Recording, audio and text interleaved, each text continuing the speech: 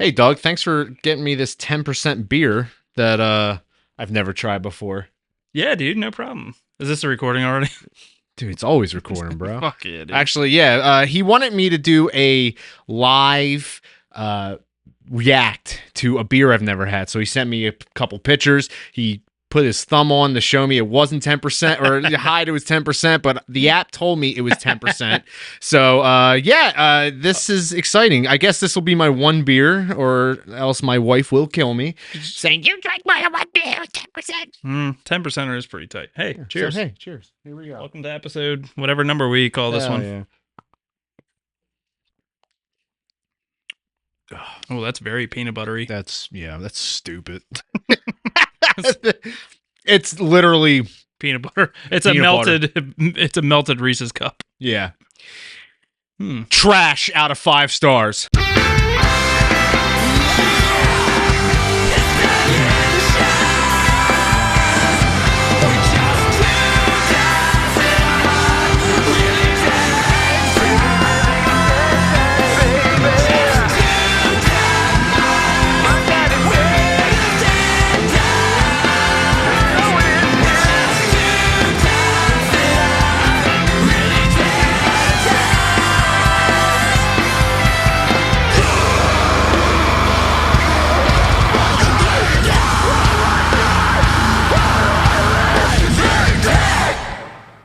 Oh, are we? You want a different beer? No, I'll drink both of them. fuck no, dude. I don't waste beer. Even if you give me like a Hams or a Busch Light, I'm gonna drink it. Like I'll complain the entire time. Oh, what? A Hams? Yeah, you ever had Hams? No, never even heard of it. Yeah, it's probably why, because it's so bad. I mean, I know Miller Lite, Bud Light. What are the other buzzwords we need? Keystone, they got that. Coors, they got Heineken. that one. Your fucking what's the Blue Paps ribbon? Whatever. PBR, baby. Oh, What is it? PBR, baby. PBR. Fuck that shit, man. Are we still gonna roll with you doing the intro? Because you did a pretty good job. I actually think that you're way better at it. I feel a lot of pressure when I'm doing the intro. All right, here we go. Welcome to back. Two Dads. Welcome back to Two Dads. With that, I thought we were doing it. I thought you were letting me go anyway. You want to try it at the same time? Yeah. Oh yeah. Yeah. All right. All right. Here we go. This is the first. This is the first, everyone. Middle cam, though. Oh, middle You cam. All right. Got it. 3, 2, 1. Welcome to back. Two Dads with Dead Dads with Chaz and Doug. This is a podcast where we reminisce about our dead dads. Talk about children. Children and drug use and sexual things. And then we talk about our dads more. And the stuff that we missed out not having dads, which is a lot. What would you say? A lot more for you, because it's been way longer for you, right? Actually, way to tee up my joke for this week. Nice. I was wondering this. Did your dad ever teach you about the birds and the bees? I don't remember, to be honest. Probably. Yeah, I feel like a lot of people are very fortunate that their dads got to teach them about the birds and the bees, where I was just handed a turd and went to cemeteries. I forgot it was a joke. I was like just answering your question. My bad. Oh, yeah, I'm sorry. Yeah, so actually I did. This was something I've been wanting to ask you a long time, since probably episode 1. I wanted to bring this up. This isn't a joke. This is actual segment. I know. It seemed like I was going into a joke. Yeah. But I was wondering, because my dad died when I was young, I didn't have like a male role model growing up. And when it came to like high school, when I was starting to get attracted to women, I did not know where to start. I had no backbone at all. But I was fucking terrible with women. How were you with women in middle school and high school? How were your ex-girlfriends? How was that whole journey for you? So, yeah, my dad died when I was 17, and I feel like he definitely thought I was gay, probably, because I was not very good with women. Just never was. Actually, so I had a girlfriend in first grade. Legit. My mom can back this up. I won't name her. Or, well, Alicia. I don't care. I will name her. Shout out to Alicia Anyway, in first grade. What's up, Alicia? If you're What's still up? alive out there. So, yeah, she is. She's married. But anyway, yeah, so we like held hands at the zoo and everything else, but it was like a thing. Like we were like an item in first grade. And then I had a really long dry spell. So until 5th grade, I had a crush on a girl. So I guess my dad didn't. He knew I was straight. I was trying. I was out there trying, but I was struggling. You were trying to impress. I mean, yeah, fuck yeah. Like So, first dude, grade having a girlfriend. there was for a you, girl, buddy. there was a girl I liked, and you know how it used to be back then. It's like, oh, so and so likes this person likes this person. So like you got to know who liked who, right? So I really liked this girl. She was in a different class, and I heard from somebody that were like, oh, she thinks you're cute too, Bethany Weigel. Oh, the old yeah. I'm gonna name you. You're cute. You can sue me. This is not alleged. This happened. She said, well, actually, I don't know. Maybe somebody made this up. But anyway, I was told she thinks I'm cute. I thought she was cute. So I was told she wants you to ask her out. So I was like, nice. So I went up and I was like, hey, I heard you like me. I like you. So do you want to go out? And she was like, no. And I was like, what to do? So I was crushed, dude. Crushed. Like I was afraid of girls forever. So 5th grade up until 9th grade, but then I was one of those guys that had a girlfriend. I met her at a dance, and when we started dating, and then every time I saw her in school, I was like, oh no, here comes my girlfriend. I gotta go the other way. Like, dude, I was such a bitch. I didn't know what I was doing. And then high school, I didn't have any girls at all. That's surprising. I was 5 because you're a very good-looking man, if I would say so myself. Thank you. You didn't have a girlfriend in high school. I was 5'4" and 115 pounds into my senior year, so I was smaller than some of the smallest girls in my high school. I was like the tiniest dude ever. Do you have pictures? I have a picture from my 16th birthday that looks like I'm 10. So yeah, I have that one. I'm wearing a hockey jersey and it's like ridiculous. Because yeah, I looked like super, super young, which thank God now I still look fairly young for my age. I only know because I hear it literally all the time. Like customers are like, you're 42, like what? So, but I also dress like a child, so that's part of it. But I didn't have any luck with girls. And then after high school, I grew like 6.5, 7 inches in a year. And so now I'm almost 6'2". And then once I worked at the movie theater, then it was like, all these girls would be like, oh my God, who's that guy? And I was like, I'm the fucking guy. I was back there. I was there the whole time. So yeah, I was really bad with girls though. Hell yeah. So I wish I could be like, yo, dude, I crushed it. No, I probably should have just said that. You know, you totally could have. Damn, I didn't even think about that. I could have been like, dude, I got all the pussy. I hit everyone, dude. It's like, what do you want the list? Ah, dude. Yeah, Let me tell you my list. I have a terrible list. Yeah, go for it. My first girlfriend was in 9th grade. We both had braces, and someone told me if two people with braces kiss, they stick together. So I was scared to kiss her. So all I did was grab her ass, and we would just go to my friend's house and just stand in the bathroom, and I would just hold her like this. But you wouldn't actually. You were like terrified to kiss. Not even lips. Oh, dude, I was like, I didn't want to even like the cheeks. Like, I don't know, would it go through the cheeks or what?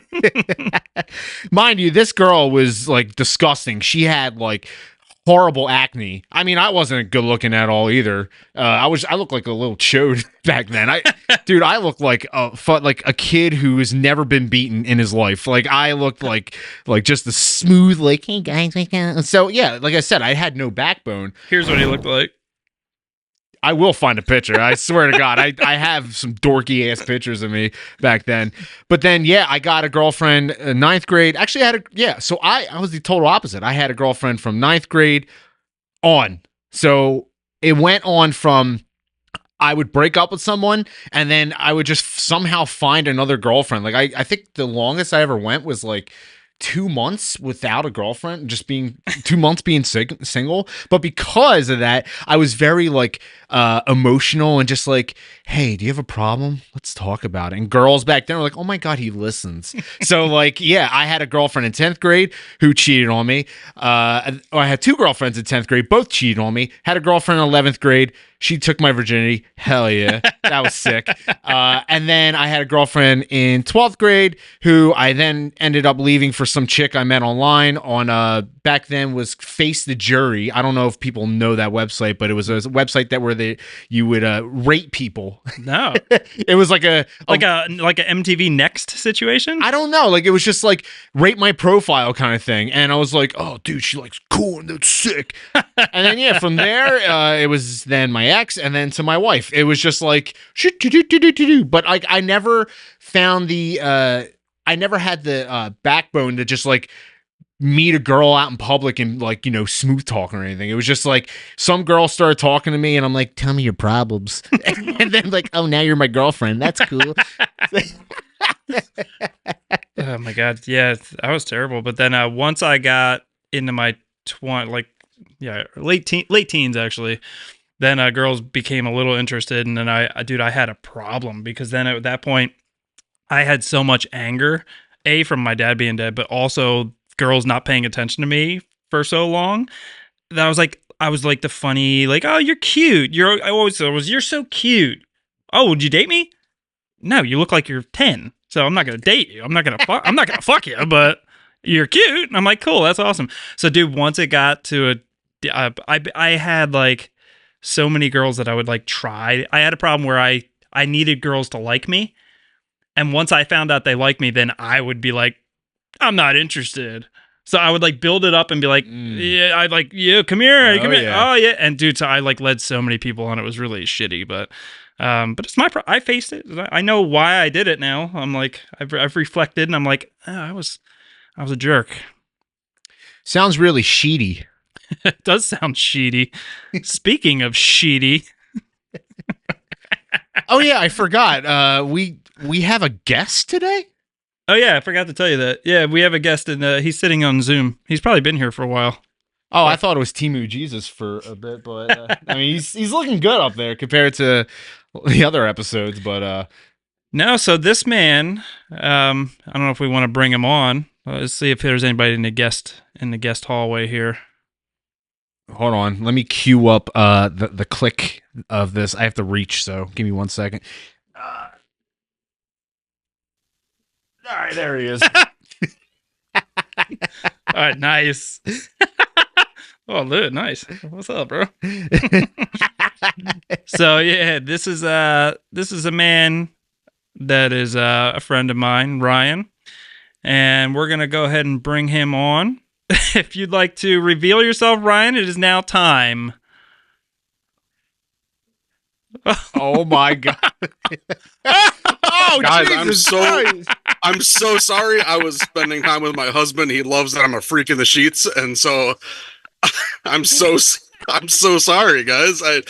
I've been waiting for like an hour to be on this podcast, and you know, yeah, he has needs. So is that a cock in your mouth? Or are you just happy to see us? Dude, that's great. Yeah, so go this ahead is and slap Ryan. that explicit tag on your podcast now. Yo, you have a podcast called Ryan and Rob Aren't Funny, but guess what? That was pretty funny. That was pretty funny. The fuck, dude. I thought this dude was gonna suck and I'd be bored out of my mind, and that was fucking ridiculous. I love it. I gotta give my partner credit for that. That was his idea. You know, but hey, you know, you do what you gotta do for the people, right? You gotta do it for the clicks. You got that pretty far down there. It's deceptively small. for reference. Jesus Christ. Oh, that's awesome. That's incredible. Oh, shit. That was great. So, yeah, so we initially had talked, like when we first started doing this podcast, Ryan has a story as well. He has a father that has passed. So, Ryan, you're going to be our first guest that has actually had a dead father. Our first guest did not have a dead dad. I don't know if you saw it or not, but we broke all I'm the not rules. there yet, but I'm getting there. I'm also your first Zoom guest, as was evident with the hour and a half of troubleshooting. That is correct. Yeah, Doug decided to go with Elon Musk internet, and it took some dibbling, some dabbling, and Can you put a sad Elon face here and me just going like, fuck you, Elon? Give me better internet, dude. I went with your service and it fucking drops out. Come on. Even Tisha was yelling, and I never heard her raise her voice whatsoever, but she was not having it, Elon. You got to fucking fix that stupid thing in the air. Yeah, Ryan, you missed it, but I went upstairs and when I was resetting the internet, I was like, will this fucking piece of shit just work? Like I do with everything. And she's like, does yelling actually do anything? I was like, yeah, try it. It does actually make me feel better, to be honest. Yeah. Clearly. So yeah, Ryan, why don't you go ahead and tell the people a little bit about yourself? Because some of my friends will know you, but there's a lot of my friends that will not know you, and Chaz barely knows you, right? Yeah, you barely talk on your podcast, so yeah, that's fair. That is fair. I don't know. Shit. I just heard the cliff notes, and then we had our little hangout. Like, you want like a general just overview of me? Like, we getting into my dad yet, or just like a kind of a who just, I am? You know, the size of your dick, yeah, all that kind of shit. That'd be nice. A little bigger than this. Man, that thing not much. It's so wet. Yeah, man. So my dad died when I was 6. I can get into that later. Hell yeah. I've been married for 16 years. My partner and biological mother of my 3 children came out as trans about 3.5 years ago, and he is a trans man. I wasn't like immediately super into it. Like when he came out to me, I wasn't hoisting the pride flag or marching in parades or dyeing my dreads rainbow colors. But overall, after time went by, at the end of the day, we love each other. We love our kids, and it's not my place to tell him who he is or who he isn't. And so we're still together. We've been married 16 and a half years. I've got 3 kids. Love my kids, love my family. I'm definitely a very emotional male. I always have been. Probably chalk that up to my dad stepping out when I was fucking 6. But I mean, that's a real quick fucking synopsis. Like, you know. Well, I just got to say thank you, because that YouTube reel will boost the algo with the trans and the keeping the relationship going, and also your TikTok from this is gonna go fucking viral. And yes, and then our questions will get us immediately canceled. So thank you so much for boosting our podcast to immediately let it fall to pieces. This episode will be completely blackballed and no one will hear it. Yeah. This is you guys can't put this on the internet. So Ryan, let me ask you about your dreads, because Chaz was a big dreadlock guy too. Chaz had dreads for years, and his was because of Jonathan Davis. I know that you happen to be a big POD fan. Was yours because of Sonny? So I'm a big fan of cultural appropriation. Nice. The trans husband explains it. Yeah. No, 100%, man. That was probably the influence. I've been listening to POD since I was 17, 16. When I was in high school, I dyed my hair blonde because of Mike Herrera from MXPX. Like, I shaved my head bald because of Andrew Schwab from Project 86. And realistically, the dreads were probably inspired by Sonny from POD. I've done a whole bunch. I mean, I got real bad pictures of my hair. But this, I honestly feel, has been more of who I am, for lack of a better term.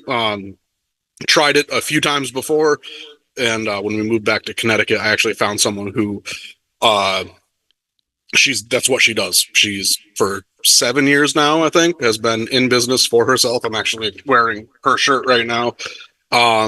She looks hot. Yeah, that's not her. It's just her logo. So how many sets have you had before this one? Wait, sets? That's what I call it. I think I know what you meant. I think this is the 4th. So my last one. But hear me out. The first 2 didn't last long, and I just chopped them. The last one, my son's 14 now, my oldest. I had him about 1.5 years before he was born, and then when he got his first haircut, when he gave him his first haircut at like 1 year, I chopped him off. So I had him for about 3 years. About midway down my back, I knew I wasn't taking care of them. To the point, like, I knew they smelled, and I worked overnights, 12 to 14 hour shifts.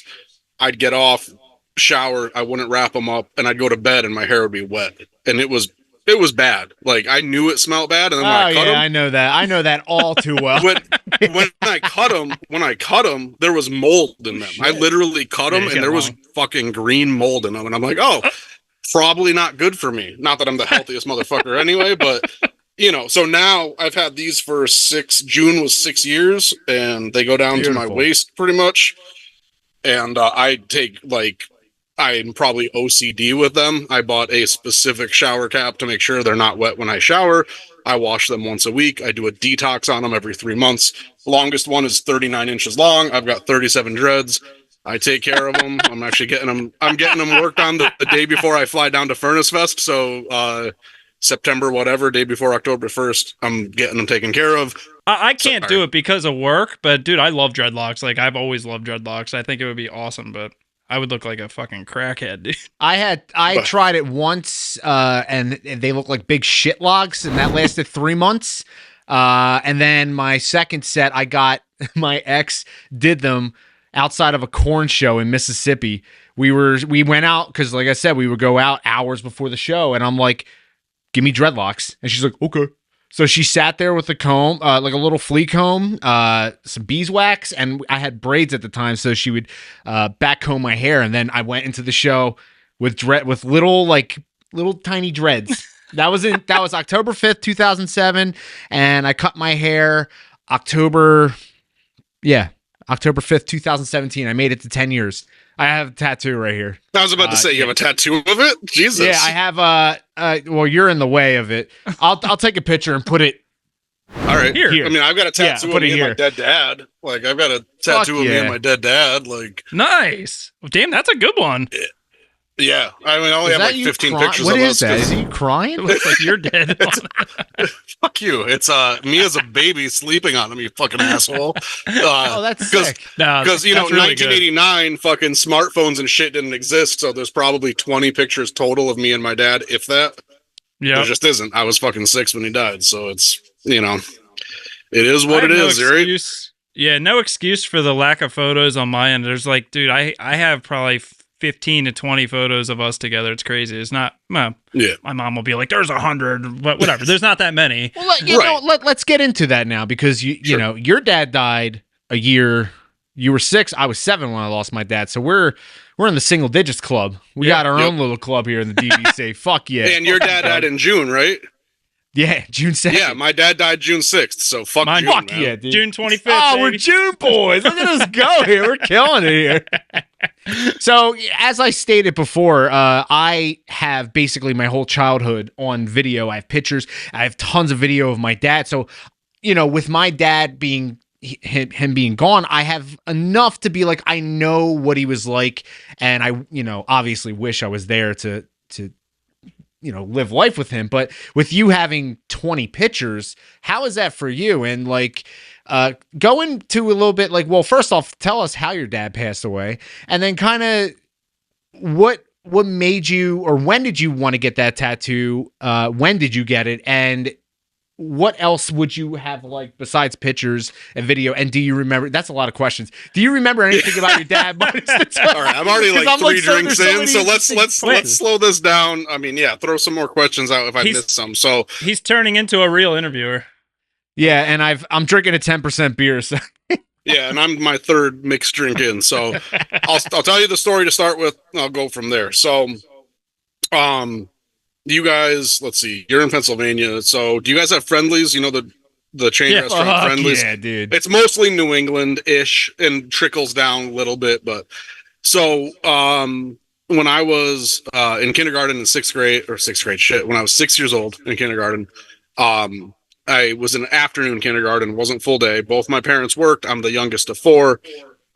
We have kind of a mixed family. I'm the only child from my mom and dad's marriage, but we never looked at it that way.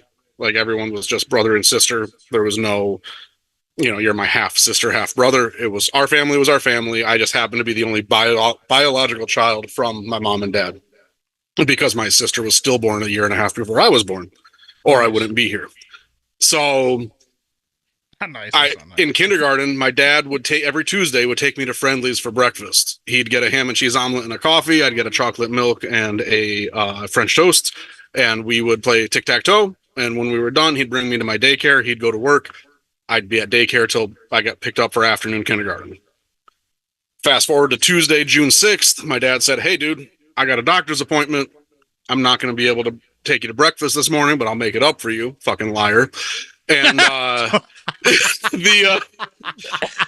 can remember my own memory. I feel like I can remember him like in the bedroom, kneeling down, giving me a hug. I kind of remember that. And then I'm coming home from kindergarten and there's a bunch of cars in the driveway. I'm 6. I'm like, cool. We're having a fucking party. Like, this seems cool. I get off the bus. My mom and 2 sisters are there. And my memory, I only remember my mom, but from what I've been told since then, that my sisters were there too. And I'm like, seems weird. They didn't seem happy. We walk into the house. Living room is full of like all of our neighbors that everyone knew. And I'm not an idiot. I mean, I was 6, but I'm not dumb. Everyone looked like they were crying. So I'm like, all right, this seems real fucking weird. And I get brought into my mom's bedroom and she sits on the bed. I can remember, this is all my memory. Most of my memories of my dad are stories I've heard from people. This is like a legit one of the few memories I have. Probably you too, right? So I'm standing in the bedroom. My mom sits down. She's like, I have to tell you something. This is the weird part. I don't know if you guys can relate at all. I know I heard your story, Doug, which fucking sucks. I don't remember if I heard yours yet, Chad. Or Chaz, sorry. Don't worry, it happens all the time. I'm sure it does. And before my mom said anything, I knew what happened. And I can't describe it. It makes no fucking sense to me. Like, but legitimately, before she said what she said, I knew that my dad was dead. And I have no way to make anyone believe me. But she said, I have to tell you something. And immediately, in my mind at 6 years old, I was like, my dad's fucking dead. And she said, Daddy died today. And she said, do you know what that means? And I looked at her and I said, yeah, it means he's gone and he's never coming back. Ugh. And she said, well, yeah, that's right. And then I took a toy that I had in her room. It was these cool fucking fighter jets that had like this joystick attachment. It was an F-14 Tomcat. It had this black joystick attachment, and you press this red button, and it would make all the pew pew noises. And I took that, and I went out in the living room and tried to make people laugh because I didn't like people being fucking sad in my house. So what happened was my dad had a heart attack fighting a fire with Hartford Fire Department when he was 36. They were fighting a cellar fire, and he had a heart attack. The year before I was born, he had quadruple bypass surgery. They didn't know if he'd be out of the hospital before I was born, and he was. And according to things I've read, he gave me my first bath, which apparently was a big deal back in the 80s. Ooh, you know, super progressive dad. Didn't take care of himself, ate like shit, kept smoking, and ironically enough, went to the doctors for a stress test, and spoiler alert, he did not pass. So 1 minute on the treadmill, he had a fucking massive heart attack. They tried at the doctor's office to bring him back. According to my mom, they tried for a fucking hour. They rushed him to the hospital, and after an hour, they got a faint breath and asked my mom, hey, we got a faint breath. Do you want us to hook him up to a machine? And she's like, a faint breath after a fucking hour? Like, the fuck? I mean, that's probably not what she said. She's a very good Christian lady, probably a little disappointed in me for numerous reasons. But she was like, no, like, it doesn't make sense. Don't, like, just, you know, let it go. And so he fucking died literally after a minute on the treadmill. And, you know, being 6, I have very few memories that are directly actual, like, memories I have. A lot of it's stories I've heard. So it sucked for all of us. One of my sisters was about to graduate high school. The other one had another year to go. My brother was 12. I was fucking 6. My mom was like 37, you know, and he was 44. But he had a history of heart disease, and, you know, that's how he died. You know, I can remember there was between him being retired Air Force and ex-fire department in 2 different towns and 4 kids through different schooling systems and shit. There was a lot of people that showed up at the funeral, and it was open casket too. You don't have to share it, but I did share it with Doug, a couple pictures of me kneeling next to him in the casket. That one I don't mind if you share because it's just me. The other one, my kindergarten class bought me a teddy bear because, you know, hey, what says don't worry your dad died? Here's a fucking stuffed animal. But and I still have it. My girls sleep with it like every night. They take turns, and I still have it. But in that picture, I'm smiling, holding this teddy bear, and like if you look at my mom, my brother, and like they just look numb as fuck. And I think I understood it as best as I could as a 6-year-old. I have a bag of cassette tapes and a cassette player, and I haven't brought myself to listen to it because I don't remember what his voice sounds like. I don't have any videos that I know of him. I have plenty of pictures. Like I know what I have a fucking tattoo on my shoulder of him. I know what he looks like, and sometimes I'll look in the mirror and like I'll see the resemblance, and it's real fucking sobering. So my mom's kind of like a borderline hoarder, and my partners helped my mom kind of clean out, and my partner found a reel-to-reel tape. You guys remember? Well, I don't remember them either, but you know what a reel-to-reel is? Kind of like a slideshow. Yeah. All it said on the back of it was sex, and my mom got real fucking like, that was Ronald's, get the fuck rid of it, whatever, minus the fuck.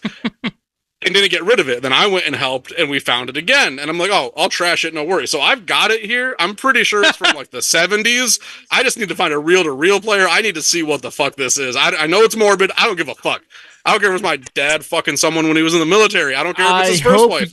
So when you find We'll this watch it. reel-to-reel, let's stream it live here. On Patreon. Patreon. Yeah, I gotta see this too. That's a Patreon, and I want like 40%. I ain't fucking around. Like, We'll give you 69%. perfect. That's all I want. No, that's so anyway, insane. that's a lot of info. So I can't remember the other questions. Like, so Yeah, we're going to cut it all down to like a minute. But that was good. It's just gonna be like my dad died. My dad died. Moving on. Stress test, heart attack, dad died. It's crazy to think about that too, because as I stated before, I've had a heart attack. I have a stent. I have heart disease and all that shit. And I did a stress test, and it was pretty easy. Yeah. Right. Well, dude, my mom made me take one at 16. She was like, I signed you up for a stress test because I want to make sure you're okay. So this is 10 years after my dad died. And I'm like, fuck you. Like, what? Like, I hadn't processed. Over the years kind of processed things, right? I watched My Girl in the movie theater with like a fucking field trip with a summer camp, and I was bawling my eyes out. I was 8 years old, and I see this fucking kid die. I don't realize I'm bawling my eyes out because my fucking dad died, and I have an unhealthy relationship with death. And the teachers' aides and assistants, oh, what's wrong? I'm like, fucking died, man. Like, what the fuck do you mean is wrong? Like, he's dead. Like, it's a movie. Macaulay Culkin's dead. Yeah. And I cried at that movie too. Don't feel bad. Yeah. So I cried at that movie. So I'm a little pussy when it comes to that shit. But yeah, at 16, my mom's like, so you're taking a stress test. And I remember thinking like, fuck, man, like, I don't want to do this. The doctor gave me this thing to fill out. Like, what do you eat? I'm 16. I'm like, well, I'm supposed to be honest.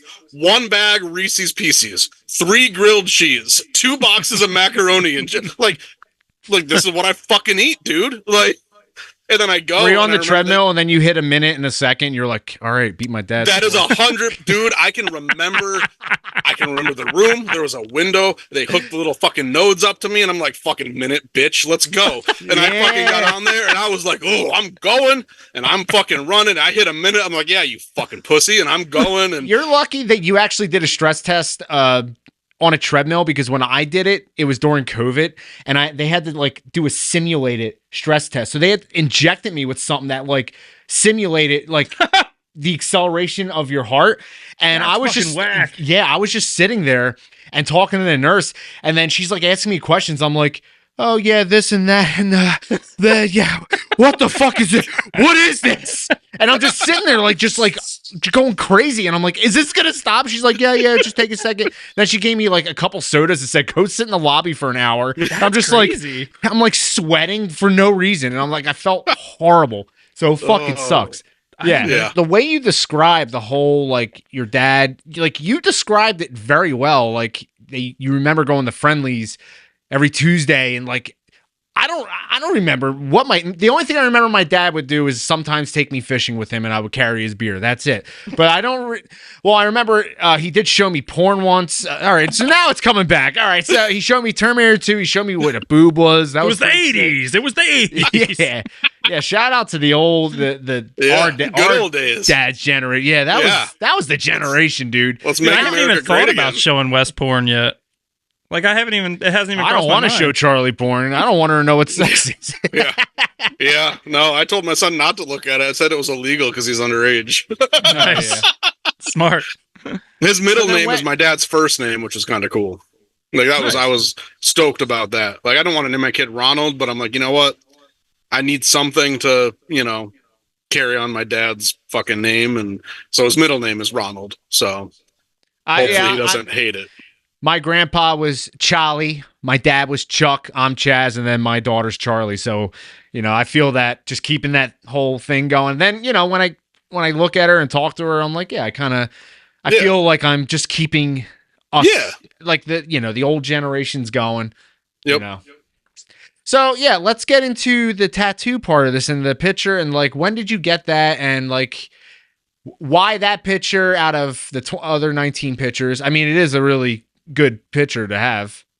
Yeah, no, so I was like probably a year and a half old, and I was asleep When you on my got dad's that, stomach. hell yeah, dude, that's sick. Yeah, it aged really well. Your parents are badasses. I'm having premonitions.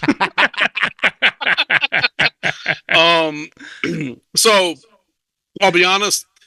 Oh, this is going to be the podcast my whole fucking family listens to, but whatever. My brother has some pretty fucking... Like, comment, and subscribe to Two Dads with Dead Dads. We like to get the facts straight with everybody's stories here. So, no, my brother was 20 years military, retired. He has got some fucking weird wolf tattoos that he spent money on for some reason. That could probably be part of your... Yep. Yeah. Oh, but he's got like so 6. dumb. Like he literally. I'm not even military. I don't know how I get away with this shit. That's some stolen valor, Doug. Jesus. Mine, so it's like, yo, that guy's got a wolf. Don't fuck with him. That's all I got it for. Yeah.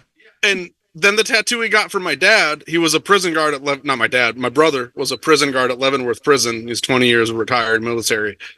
Got like a prison tattoo on his chest above his heart that looks like chicken scratch. And it's our dad's name, date of birth, date of death.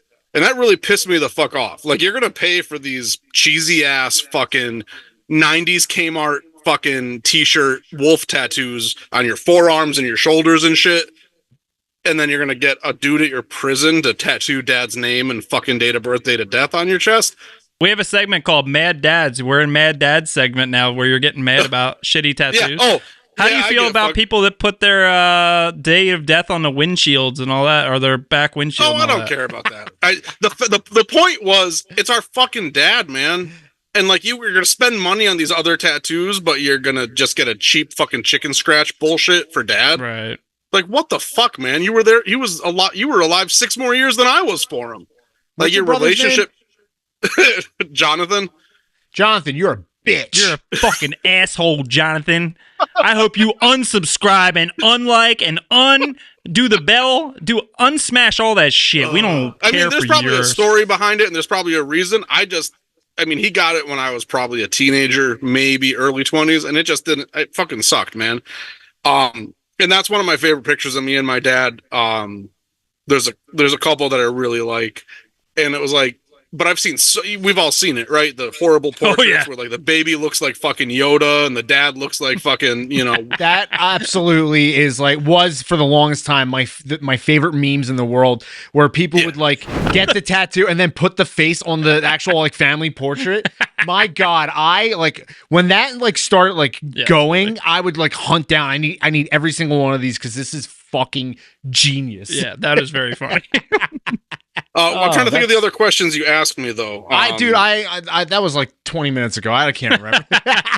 Well, I apologize. I'm not fully up to speed on your guys' podcast, but where I'm at on episode 4, you guys were talking about your relationship with beer and your dad's. Oh, yeah. So one of my only, and I don't have, I don't have a lot of memories that are my own memories, right? Like, I mean, Chaz, you understand being 7. I'm sure a lot of your memories are stories you've heard told over and over and over again, right? Plus the videos and stuff. So yeah. Well, it's like a okay, yeah. Oh, combination. look at me. Yeah. I've got fucking videos. Fuck you. So Privilege ass motherfucker right yeah, here. Look at this right? guy. I go. might have a cassette tape with my dad's fucking voice on it, and I might have a reel-to-reel with his cock, but no, I don't have anything else. So thanks a lot, motherfucker. That was Is the cassette of him yelling? Because that would be amazing. Just like it probably fucking is. He kids, you goddamn. Hey, Ryan, wait. broke This it. is history. You're the first person to roast Chaz on the podcast, I think. Hey, That was pretty let's good. Good job. He did break. 100%, dude. Yeah, well done. Ding, ding. He, Do you have, hold on. Do you have a goldfish handy? You need to throw that in your mouth. Oh, yeah, I yeah. don't. They're upstairs, and I'm sure Not- my family can hear me yelling and screaming obscenities. But I don't want to yell for them to bring me a goldfish. Family, bring me goldfish now. Yeah. I deserve a treat. He just eats a live goldfish. But I do have a dad joke, which is completely not. Oh yeah, let's God get it. damn, Let's this get guy, it. this Let's dude. go. Let's get it. All right. Came on fire. Uh, No cap, dude. Yo, So what's the difference between an alive dad and 1,000 dead babies? what's that? I don't have an alive dad. So anyway, it's also a dead baby joke. I didn't preface Yeah, it with that because that's it would have been a good. spoiler. Right there. Yeah, So, you That's killed sick. 2 birds with 1 stone on that one. I like it. That's awesome. Yeah, so I'm giving these I fucking remember guys being- free promotion. You guys send me some free beer, Southern Tier. This is okay, but I really like your Is that our sponsor for the week? Unofficial sponsor? of the yeah, week? unofficial sponsors, Southern Tier Brewing Company. Thanks, guys. This is the peanut butter stout. Chaz, my co-host here, gave it a 0 shit rating, if you will. I'm gonna give it. Well, yeah. If you look at how much, you can't really see, but there's that much left. It's a 1 out of 5. I'm gonna Nah, give it a 2. I'm gonna give it a 4 because I think it's actually good. That's because you're new to beer. You don't have a palate. But hey, I'd like to go to my sponsor. Oh shit! Oh go yeah. My unofficial sponsor, Panasonic video cameras for filming my entire childhood, so I know a little bit more about my dad. We're filming on all cannons because I see them, but Panasonic. Panasonic. That was just the first thing that came to my head, even though I'm staring at 3 cannons right now. Dude, that's fucking hysterical. So Ryan, so tell us about your beer. Yeah, so I was like, probably like in high school, and I said to my mom, I'm like, hey, like I have this weird memory, and I can picture it still as clear as day right now. We're in the kitchen, and my dad's sitting in his chair with like a can that's like gold color, maybe like a bronzish, goldish color. He's drinking it. My mom's to my left. I reach for it, and he gives it to me. And as soon as he gives it to me, I hear my mom yell, "Ronald Richard Arcand, what are you doing?" And I take it and go, gulp, and just everywhere instantly. And she was like, "I don't know how you remember that. You were 3 years old." I'm like, fuck if I know. Like, but that's what I remember. She's like, "Yeah, it was a beer. Dad gave it to you. You took a gulp and then just threw up everywhere instantly."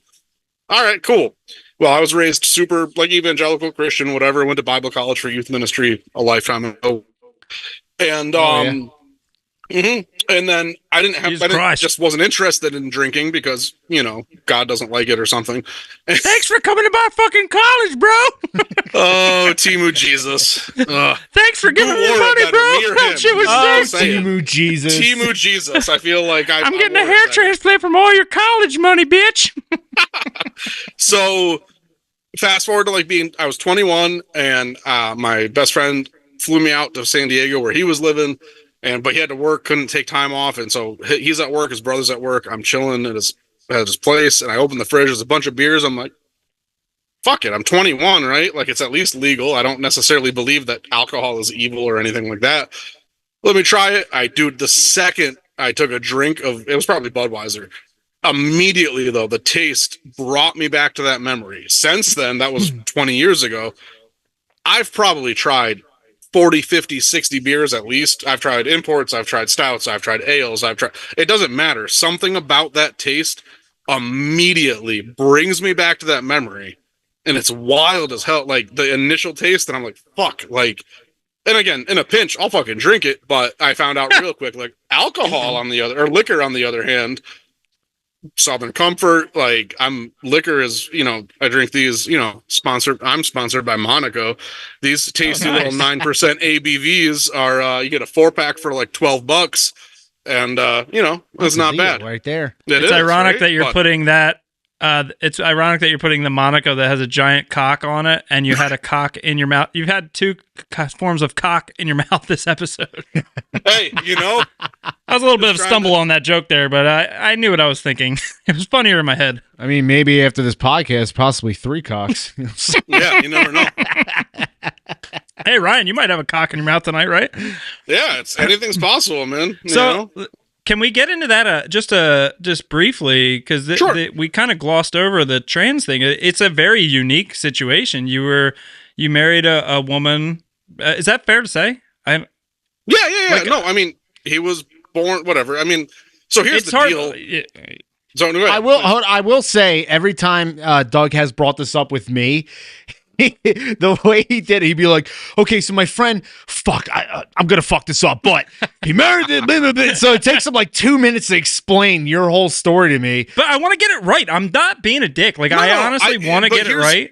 Doug, here's what I appreciate about you, because you've asked me some real blunt questions in our fantasy football chat. You asked me if I was trans, and last I checked when I took a piss, no, I'm not. No, and I appreciate it because you're coming from a place of genuine curiosity, right? You're coming from a place where you want to understand. The issue I have is when people have an agenda and they're just waiting to shoot you down, and they're not coming from a place of like, hey, I've known you, now your partner's trans, whatever, I don't get it. Talk to me, what's going on? The issue I have is when people are like, but kids and blah blah blah, and it's like, fuck off.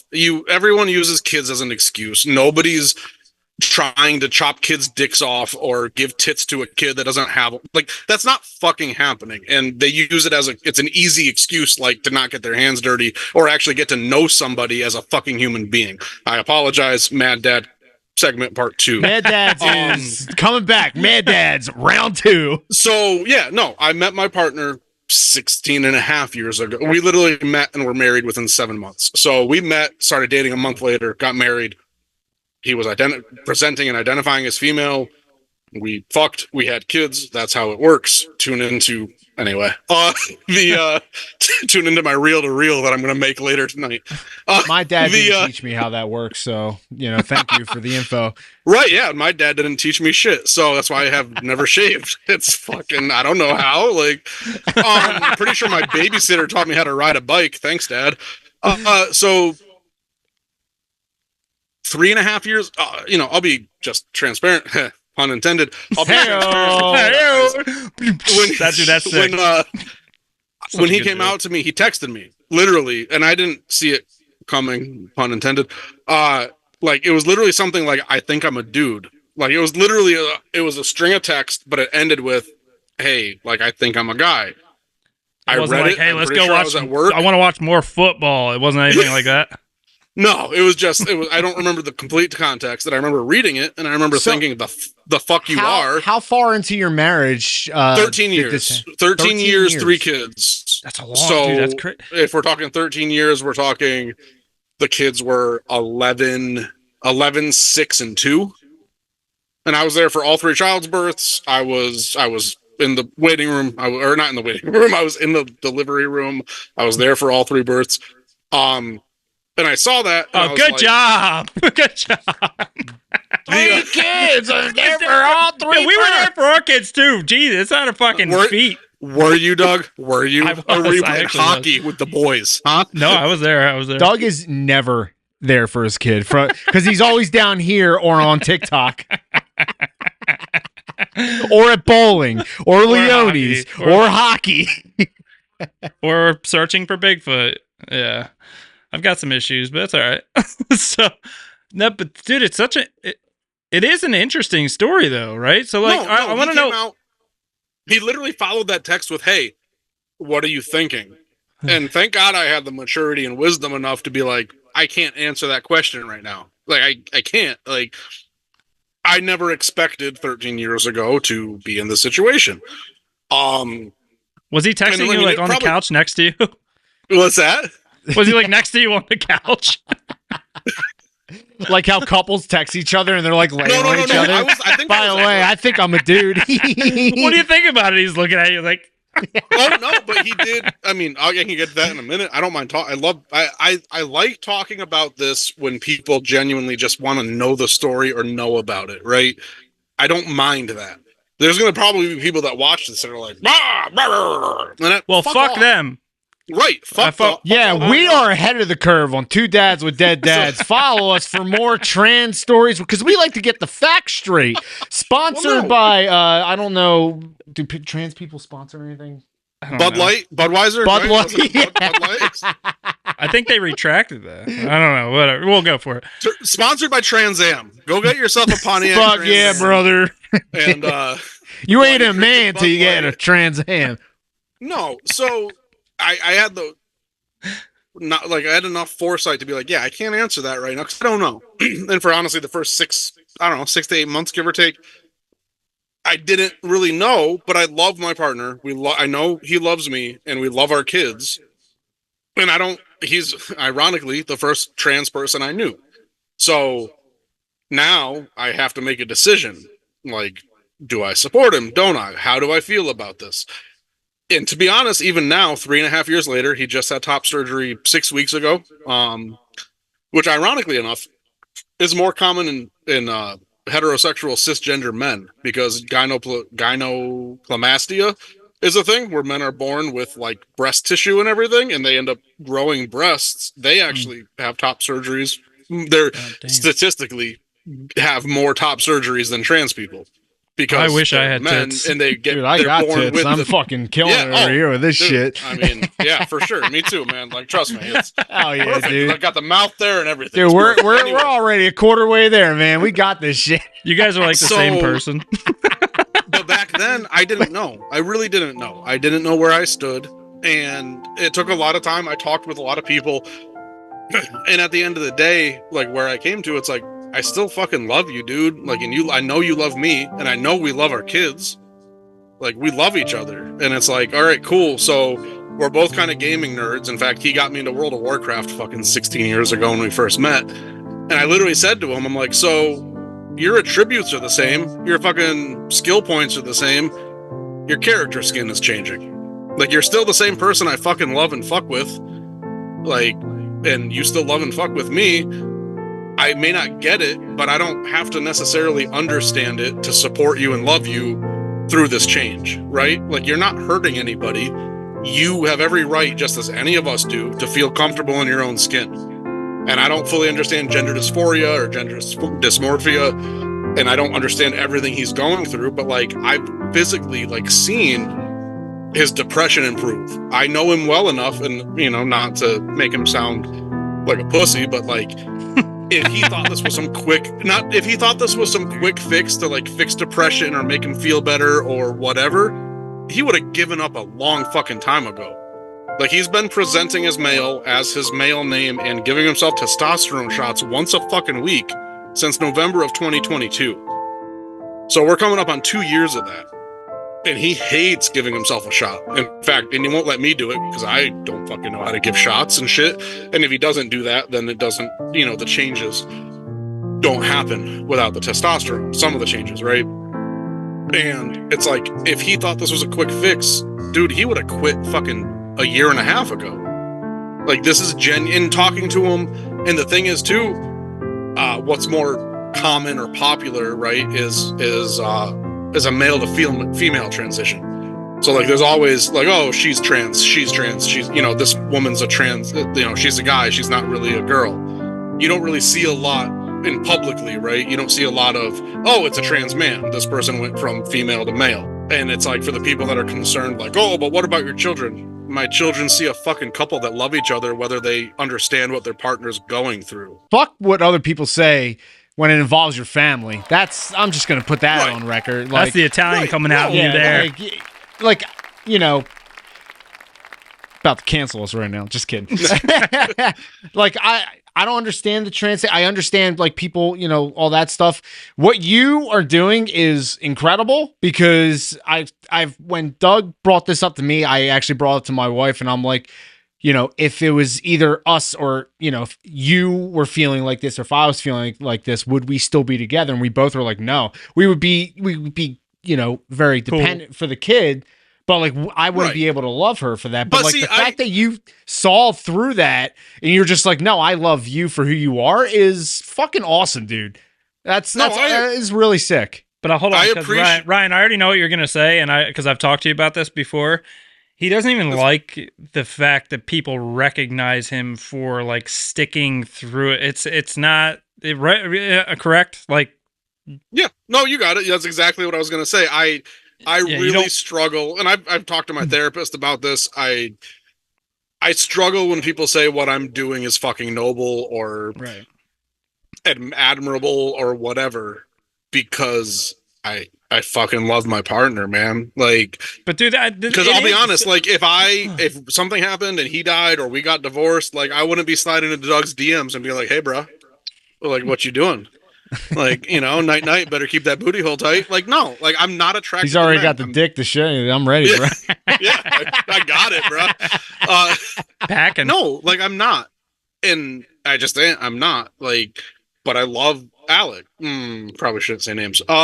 So, all right. So hold on. So I know that you say that. So I understand why you say like, I don't like being recognized as being noble and shit, but to what Chaz said too. And I think even if I'm being completely honest, I think if my wife came out and said the same thing, I'd be like, dude, I don't know. That's not for me. Right. So like, yeah, can I still love you? Sure. But like, that's probably not for me. So I think just the fact that 98, 99, whatever the percentage is that would go, I think that's why you'd be recognized as sure.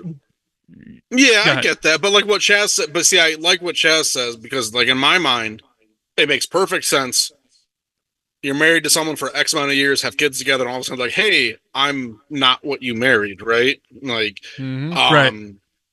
But to Chaz's point, like, but it would be amicable, right? You'd still love each other, care about the kids. You'd work it out where you're still kind of co-parenting, right? That makes sense to me. I don't understand the other side where it's like, yeah, fuck you. Like I'm taking the kids and like, oh no. Yeah. My mother-in-law was concerned that I was going to take the kids, divorce them and leave. Like my in-laws haven't talked to us or their only 3 fucking grandkids in 2 years. Which makes zero sense because my very evangelical mother calls my partner by his preferred name and he, him. And that's definitely not something I expected from my very right-leaning evangelical mother, but she does, and she still helps us out with the kids and loves us and cares about us and shows me what I believe the love of Christ looks like in the 4 Gospels. Whereas my in-laws moved, sold the house my partner grew up in, and didn't say shit to my partner, and hasn't spoken to my partner since Mother's Day of last year, hasn't spoken to their only 3 grandkids in over a year and a half, 2 years, and just dipped. Yeah, it's crazy. And what are their names? Dude, I'm already in trouble for this fucking podcast. So, hey, in-laws, you's a bunch of bitches. Dude, no, fucking love your grandkid and you accept your fucking shit. It's real simple, man. Like, we love each other, we love our kids, and I think the fact that we've had kids together, we love each other, that's helped, right? Like, we still love each other, we will still support each other. That's helped the fact that, like, because you guys are funny, I'll give you a funny anecdote. At some point, we played what I like to call, like, nice chicken. He would be like, hey, dude, like, how far can I go before you leave me? And I'm like, I don't know. This wasn't on my fucking life bingo card that my wife was going to turn into a man. Wasn't something I was planning on. I don't know what the answer is, but it's not my place to tell you who you are. Whether I understand it or not, whether I agree with it or not, it is absolutely not my place to be like, that's not who you are. Fuck off. Like, it is not my place. I'm not in your shoes. I don't understand what you're going through. So if this is who you are, you need to be who you are so you're comfortable in your own skin. I think at the very least, people should be able to understand that humans should be able to feel comfortable in their own skin, whether it's whatever that looks like. More or less. I'm sure there's going to be some weird... somebody will be like, well, what if you're... But what if you're a serial killer and you like eating kids? Like, that's where they go with it. Of course, right. And there's the pedophile argument, right? Like, now you're going to say pedophile should be legal because they're just attracted to minors. Can I just say something real quick? Yeah. Please. You seem like a really awesome dude to cuddle with. Oh, dude, You I'm seem cuddly, like you would bitch. like just kill it with cuddling. Yeah, dude, I am 100%. Dude, I am 5'10", 280, bitch. I am cuddly fucking all fuck day yeah. long. Yeah. So I appreciate that. Thank you. So Now, Brian, I met you in person, man. We've hung out Oh, a few times. Dude, dude, I love hanging I out love with you. He's hugging like one of my people. favorite Ask Doug. people, He like, knows. honestly. Dude, I love hugging people. Ask Doug. I cry. I hug people. Dude, it's whatever. But we were playing Nice Chicken where like he would say, well, how far can I go with you being okay with where I'm at? And I'd say, dude, I don't know, but you need to be okay with who you are. And if this is what you have to do it. I just can't, and we were doing that for a while. And there was, I don't know if he's going to give a fuck, but whatever. You guys only have like a couple hundred viewers, right? That's only like 100,000 times Well, more until we than my start podcast. tagging the LGBTQ, we're gonna blow this shit up, and it's fucking, hell So yeah. I'm in the basement playing on the PS5, and he texted me and he's like, "Hey," he's like, "Are you okay if I start taking testosterone?" And I'm like, "Dude, if that's what you want to do, not my place to like it. I don't believe it's my place to step in. Like, if this is what you need to do to feel okay with who you are." And he was like, "Well, have you looked up what testosterone does?" And I'm like, "Nope, sure haven't. Like, I probably should. I love you. I care about you. I probably should research some of this. No, I'd rather just out of sight, out of mind. I don't want to look it up." He's like, "Well, here are the things that it affects." And he started listing these things, and it was like deeper voice, muscle tone, body hair, bottom growth. All right. Bottom growth. I'll let you guys sit on that for a minute, and I'm gonna get to it. My response to that text message, and he'll confirm it. Probably not on podcast, but he'll confirm it. He missed that joke. My response to that text though was cool, but if you ever come home with a bigger beard or a bigger dick than me, I'm out. And that was my. There it is. All right. That was my. Oh, Ryan. Yeah. So we had a viewer that submitted a question earlier today. Okay. Oh, this is a first. Dude, there's a lot of firsts happening today. Let's go. So he didn't want to be named, but I said, well, you don't control me, Curtis from Canada, so fuck off. So Curtis from Canada asks, if your partner is to receive bottom surgery, would you be okay if the penis was bigger than yours? So you just answered that question. I mean, it was joking. I mean, if he's going like this, I'm good, dude. I can beat this any day of the fucking week. I mean, it's pretty thick. It's a stellar little thing. That is a thick boy. Hey, I had options upstairs before I came down with this one. This was the one I felt comfortable with. And at least if that was a size you're comfortable, because as we know, you had it fucking halfway down your chest when you run the sheet of yourself. Yeah, no, what? Dude, Oh gosh, it's if I don't believe that my partner is going to have phalloplasty surgery. A big part of his gender or body dysphoria, I think it's dysphoria, was his chest. That was a large part of it. Like to the point of if I go out, I'm going to wear a hoodie because I can't physically stomach myself being out having a chest. Wouldn't go in water because the clothes stick to the chest. That was a major part. And just informative, in all honesty, to be informative, it isn't a revolving door. You don't like go into a Dollar General and come out with your tits chopped off. You have to literally be presenting as the gender you identify as for like a year. You have to be in therapy for like a year. You have to have a fucking letter from a psychologist or a psychiatrist and your personal care physician explaining that this is the next step for the treatment for what you have. So for the people that think like you're just like, hey, I want to cut it out. Like, I want to do this. Cool. Here's a check. Here's a credit card. Let's go. That's not how it fucking works.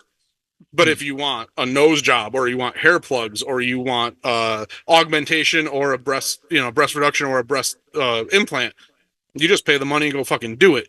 But if you want to completely do it, you have to be presenting different name, all this shit. Like it has to show intention. You have to show like, this is how you're presenting. This is who you are. And you have to have all this shit. And then you're allowed to do it. It's not a quick, like, hey, let me go through the drive-through real quick and order a number 2 with a side of dick. Like, that's not what it fucking is, man. This is Sorry. very educational. It is We are educational. learning a lot today Like, dude, on Two Dads with Dead Dads. Ryan, we appreciate it. We are gonna blow up because of this. So thank you, dude. We Two Dads with Dead Dads is who knew the fucking we could do this. I do have a question. Well, I have Please. 1,000 questions, but I'm going to stick to like the core questions. So, how was it presenting this to your children? The whole. Well, actually, let me go back. How long did it take for you from the I think I'm a dude text to you saying I'm okay with this? What was that time span? Was it like a week, a day, or did it take you a pretty long time to like? Oh no, it was really. months. You were like such a good interview. It was months. So good at this. I don't know the exact time frame. I want to say he came out to me about a year before he came out publicly. Before he came out publicly, I was pretty settled in. Like, hey, we're doing this. Let's fucking go.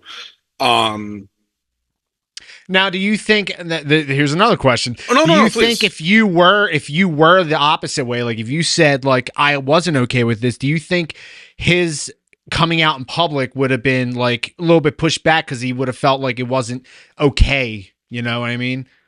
No, I think he got to the point.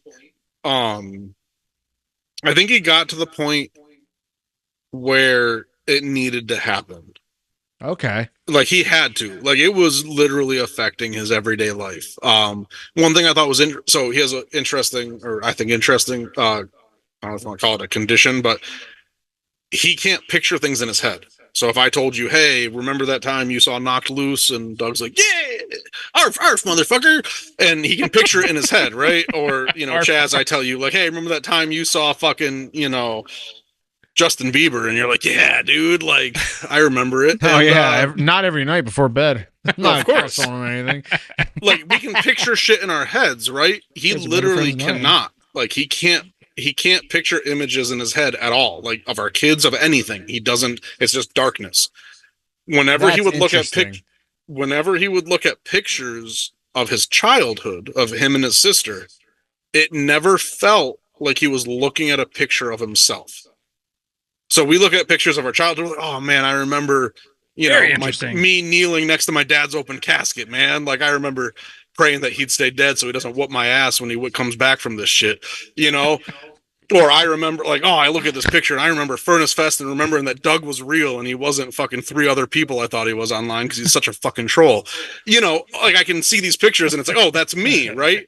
When he would look at pictures of his childhood, it was like looking at a picture of someone else's family. It never felt like when he would see himself as a young girl and all this different shit, he would see it and like forever. I'm a fucking vampire. Like, he didn't know what it he didn't know what it was, but he would see it and be like, cool, like that's my sister. I remember that, but like this feels like I'm looking at someone else's family. It doesn't feel like I'm looking at myself or my past experience or childhood.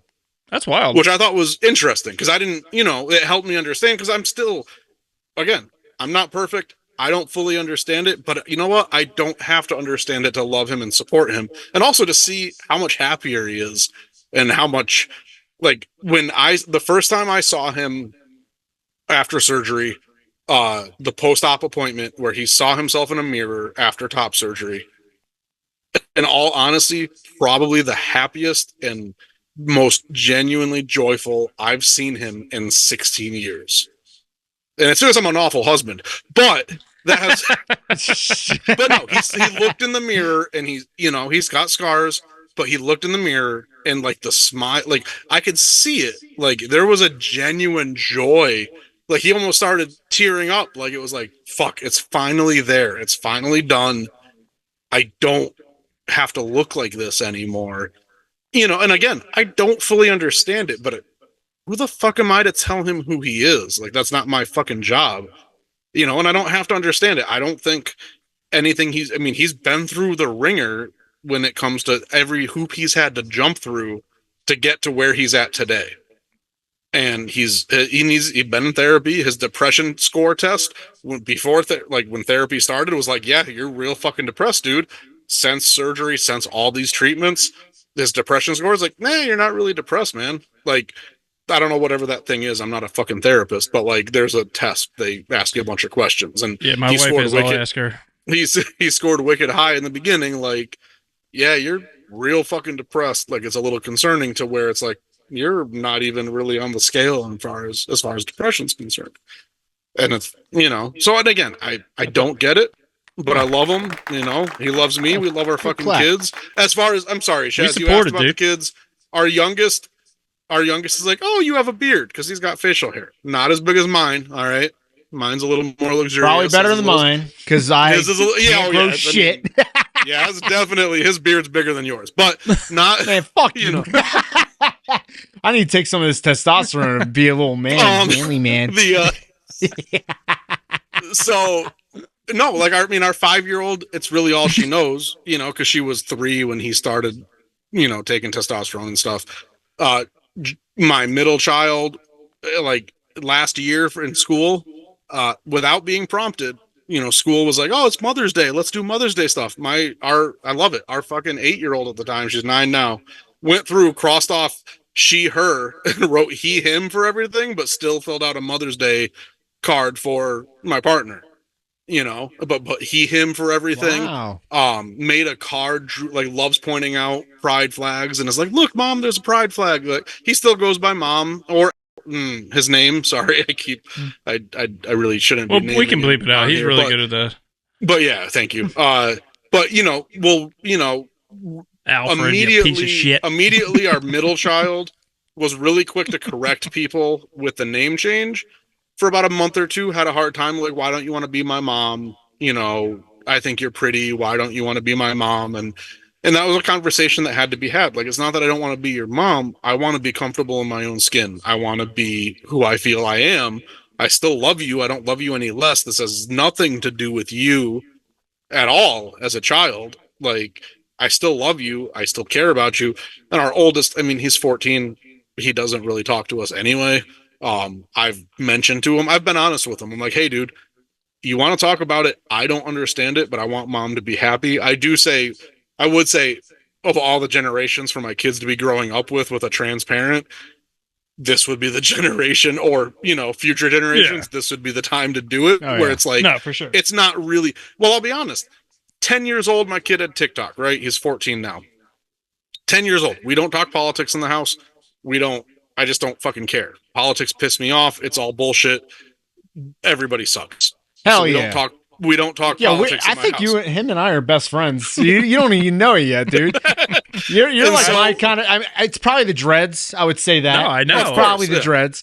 Yeah, it always is. And so he came. I let him get TikTok 4 years ago when he was 10, and I tried to set it up as a kid account or whatever. And I downloaded it at the time because I'm like, well, fuck, I should probably know what this is. Again, this is 4 years ago. We do not talk politics, and this is not meant to be a political statement. This is just literally a story of what happened. I was upstairs. MAGA 2024. I'm kidding. No, he comes upstairs out of nowhere and looks at me and says, hey, Dad. He's like, I don't think I could vote for Trump. And I'm like, good, dude, you're fucking 10. You can't vote for anybody. I'm like, hate to break it to you, motherfucker, but you're not voting for anybody. And he's like, we are going to get on the algorithm. But no, I was like, too. Well, why? Like, why do you say that? This is before my partner came out. This is no conversation ever had with my son about anything. And he says, well, he doesn't support LGBTQ rights. He's like, I don't think that's right. And I was like, well, fucking damn, dude. Like, we've never talked LGBTQ. We've never talked politics. We've never really talked religion, to be honest. And out of his own whatever, and I blame TikTok, but whatever, he came up and, like, on his own just shared that with me. I'm like, cool, dude. Like, I think that's a pretty rational fucking thought process that you had. Like, that's cool, man. And that's all I left. I didn't get into a conversation with him as he's gotten older. And fuck, man. My partner's gone through shit. Like, I've talked to him. I'm like, hey, I've been like, hey, dude, if you ever want to talk, like, here's the deal. I don't understand what Mom's going through. I don't necessarily understand it, but I love him and support him. And I think it's important that he feels comfortable in his own skin. And I was like, if you ever want to talk, please feel free to talk to me, or him. And if you need another adult to talk to, let me know and we can find someone you can talk to. And he's 14. He doesn't really say shit, but he's pretty smart. And like when I told him that his mom was concerned about his surgery, his honest response at like 13, 14 was, why is he concerned? Our state is one of the most LGBTQ plus positive states in America. Like, why is he concerned? And I was like, well, it has nothing to do with the state we live in. It has to do with the fact that he has to have letters from numerous people. He has to have his blood pressure under control. He has to have, all these other issues in line, for him to be approved for surgery. Insurance, is a big thing. And that's not, but my son, his logical thinking, the way he is, was like, we live in a state that's probably one of the most LGBTQ plus affirming states in the nation. Clearly Alabama is where I live. And Florida is pretty gay. Yeah, very. And yeah, and so to answer your question, Chaz, my youngest, it's all she knows. The middle child, super supportive now. Rough for a couple months, like, why don't you want to be my mom? And I kind of left it up to him. I'm like, hey, dude, I will support you, but you got to answer these questions. Like, I'm here, but this is what you're going through. I need you to, talk to the kids. Be a fucking man, dude. Right. Nut up or shut up, homie. Like, let's fucking go. Yeah, for sure. I say that all the time. Dude, I'm remembering a lot of stuff, but you said you're unemployed and your husband works so. Oh no, neither of us work. You're both unemployed. Yeah, we're just, we don't even have welfare, man. We got nothing. I'm trying to sell some sports memorabilia. So if you take a look, you guys want some basketball cards? I got it. Oh, you know what? I got some Wheaties boxes with Jordan on the cover. So let's go. Let's have him pitch. This will be yard sale. Yeah, Dad. No, what? So you can pitch what's for sale. No, yeah, go ahead and pitch what's for sale. Go for it. He's been a stay-at-home parent because the truth is, daycare costs an arm and a leg. You're damn right. That's why I don't do it. Fuck daycare. If you can say that, but yes. Yeah, we're gonna get canceled for that. Fuck daycare. It's gonna be like, and you're done. That's the third strike on Doug and children. So yeah, no. He's been a stay-at-home parent because daycare is expensive. I got laid off right before back surgery, and I knew I'd get a decent severance. I will give my former company credit. It was 2 years pay for every year you've been with the company, and I was at 18 and a half years. It capped at half a year, so I got 26 weeks of pay for a severance, and I cashed out my 401k because I knew my partner's top surgery was coming up in July, and it's a major surgery. Like, you can't drive for like 3 to 6 weeks. You can't lift anything. We have 3 kids and 2 dogs. Like, I was going to have to be present. And my former company would have given me 4 weeks of caregiver pay. I would have gotten 40 hours a week for 4 weeks, as long as I had a doctor's note from my partner that said, hey, he needs someone to take care of him. I would have gotten 4 weeks off paid as caregiver pay, but then they laid me off. So I said, fuck it. I'll take the 401k, cash it out. I'll take the severance package. And basically, we've been using that as a paycheck. Every week, I transfer the same money I would get as a paycheck. I transfer it to our bills account, I transfer it to our savings account, and I transfer it to our main account, the same way the weekly paychecks would work from that company. That's running out real fucking quick. But I've been applying places. He's been looking at some options. I've got about, 2 to 3 months, give or take, if we're careful, that we can survive. But I've started looking now. He can drive now. He's doing them a lot better from surgery. So now we just have to find jobs. But we haven't even been on food stamps or nothing. We're actually applying now after all this time for food stamps, because the truth is we don't have a fucking income. And honestly, for the last 4 years, or my daughter's 5, the last 4 or 5 years, something got mixed up and we didn't qualify for food stamps, but I made less than 50 grand of the family of 5. Like, it's not a lot of fucking money. I don't give a shit about talking about stuff. It is what it is. It's what I knew. I made it work. We filed for bankruptcy 6 years ago, and 2 years and a day after filing for bankruptcy, we got applied for a mortgage and got approved. We have a house now with a 2.9 APR, and both our cars are paid off.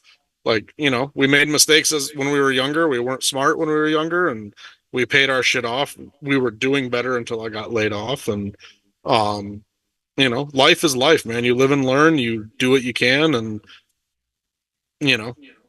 you learn from it. And you can help people along the way. You do it. I gotta go watch football soon because I'm a dude as well. As you're familiar, you got a lot of dudes there. I do, yeah. Who washes the dishes there? That is an excellent question. Thank you. I've been trying to get our daughters to do it. No.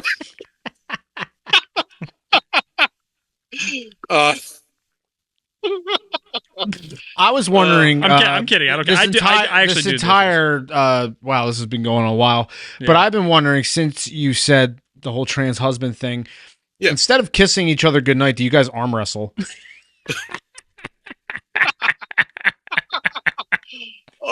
We don't, but we should. That's funny. Well, that was another thing I was going to bring up because you said he has to take testosterone and stuff. Be like, well, a good way to test your testosterone is whoop your ass in arm wrestling. Yeah. So I would say, dude, every shot, just let it heal a second, and be like, all right, bring it on, bitch, and then fucking start arm wrestling. Well, I already tell him it's not fair. I'm like, dude, you're fucking using performing enhancing drugs. I don't want to compare myself to anything you got because I'm all natural, bitch. Like, fuck off. Although I think I've told Doug this story, Chaz, but I feel like you'll find it funny. Before he came out publicly, I'm pretty sure I told this on the Ryan and Rob Aren't Funny podcast. But before he came out publicly, he came out to me, whatever, and we still fuck. And so we had sex. I finished. I looked at him and I'm like, hey, no homo. And I walked away. And dude, he thought it was funny. He laughed. We have the same sense of humor. We love each other. We love our kids. It's great. And that is probably one of the best things I've ever heard of my life. That is a good place since the Eagles play in 15 minutes. That is a great place to wrap up. Ryan, you're an amazing dude. Love you. Love you too. We need to talk more on your podcast. Tell Rob to shut the fuck up. Yeah, do you want to promote? Let's promote what you got going on. I do listen. I've listened to literally every episode. Ryan and Rob Aren't Funny. It's really a conversation about nothing. We got like 16 episodes out. It's true. They're not funny. Talk about shit. I don't talk nearly as much as I did on this podcast. Yeah, you killed it, dude. Yeah. Thanks, man. Well, he's been 16 episodes and not saying anything. He's like, I can finally talk? All right, well, here's my entire life story here. Wait, how many words you need? 180,000? Got it. Yeah, man. That's about it. If you guys want to check that out, that would be awesome. Now, as many of you guys know, at the end of every episode, we usually perform an acoustic cover, change the lyrics about our dads, and go on our merry way. Well, this episode's a little different because Doug was at Furnace Fest and it left me by myself to just work, and I decided to have a little fun and write an original for this episode. So please sit back and enjoy. By the way, Doug doesn't even know about this. This is his first time hearing this too. Enjoy. We are...